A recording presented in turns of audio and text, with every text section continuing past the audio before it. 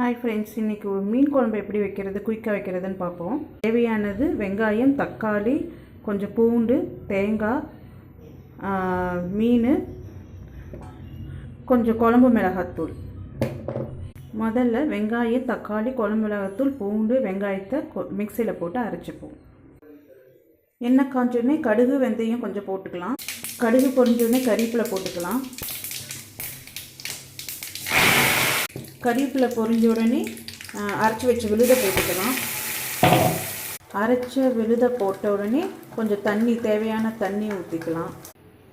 தண்ணி ஊற்றின பிறகு கொஞ்சம் உப்பு தேவையான அளவு போட்டுக்கலாம். தண்ணி ஊற்றின பிறகு 5 நிமிஷம் குழம்பு கொதிக்கட்டும்.